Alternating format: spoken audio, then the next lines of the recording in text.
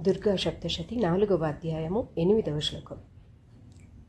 యస్యాః సమస్తసురతా సముదీరణేన తృప్తిం ప్రయాతి సకలేషు మఖేషు దేవీ.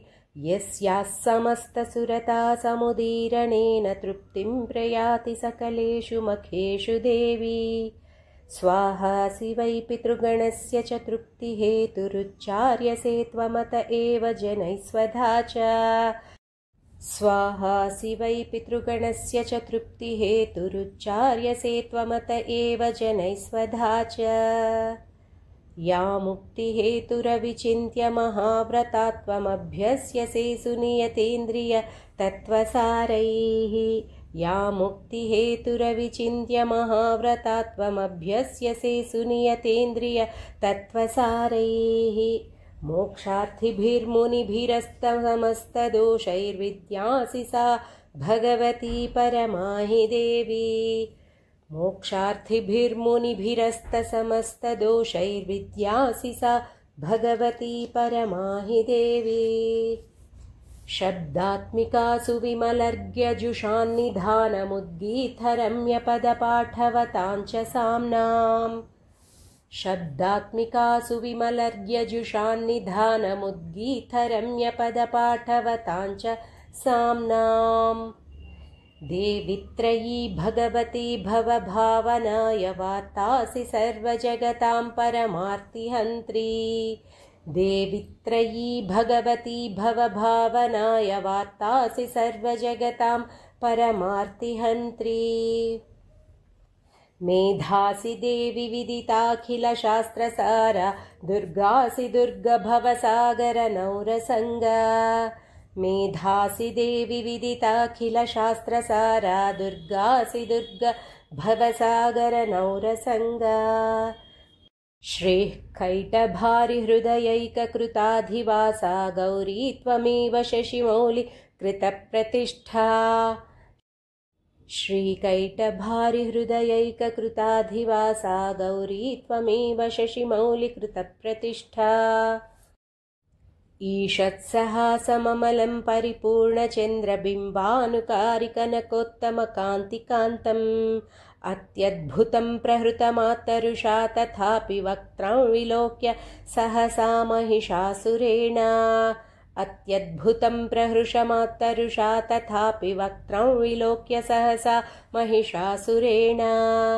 दृष्ट्वा तु देवि कुपितं भ्रुकुटीकरालमुद्यच्च शाङ्कसदृशच्छवियन्न सद्यः. दृष्ट्वा तु देवि कुपितं भ्रुकुटीकरालमुद्यच्च शाङ्कसदृशच्छवियन्न सद्यः.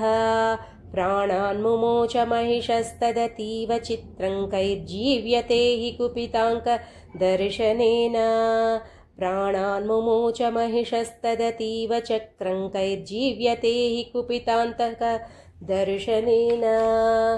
देवि प्रसीद परमा भवती भवाय सद्यो विनाशयसि कोपवती कुलानि. देवि प्रसीद परमा भवती भवाय सद्यो विनाशयसि कोपवती कुलानि. विज्ञातमेतदधुनैव यदस्तमेतन्नीतं बलं सुविपुलं महिषासुरस्य. विज्ञातमेतदधुनैव यदस्तमेतन्नीतं बलं सुविपुलं महिषासुरस्य.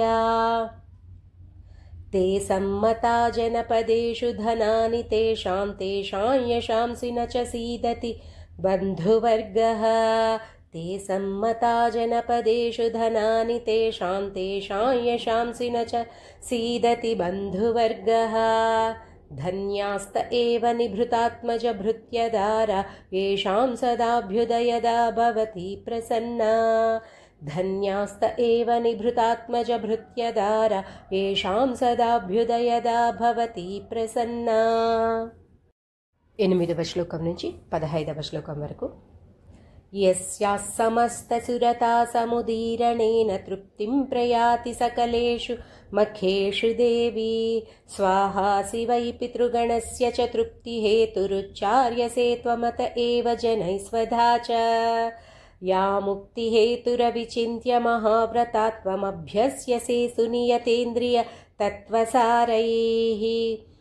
मोक्षार्थिभिर्मुनिभिरस्तसमस्तदोषैर्विद्यासि सा भगवती परमाहि देवी शब्दात्मिकासु विमलर्घ्यजुषान्निधानमुद्गीतरम्यपदपाठवतां च साम्नां देवी त्रयी भगवती भवभावनाय वार्तासि सर्वजगतां परमार्तिहन्त्री मेधासि देवि विदिताखिलशास्त्रसारा दुर्गासि दुर्गभवसागरनौरसङ्गा श्रीकैटभारिहृदयैककृताधिवासा गौरी त्वमेव शशिमौलिकृतप्रतिष्ठा ईषत्सहासममलं परिपूर्णचन्द्रबिम्बानुकारिकनकोत्तमकान्तिकान्तम् अत्यद्भुतं प्रहृषमात्तरुषा तथापि वक्त्रौ विलोक्य सहसा महिषासुरेण दृष्ट्वा तु देवि कुपितं भ्रुकुटीकरालमुद्यच्छ शाङ्कसदृशच्छवियन्न सद्यः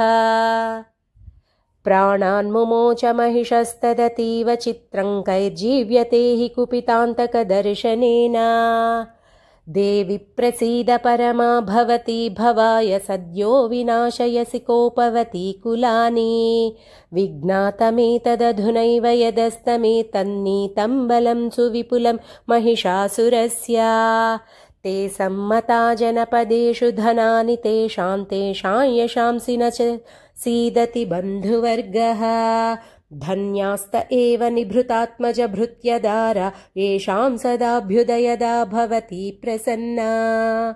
हरे श्रीनिवास।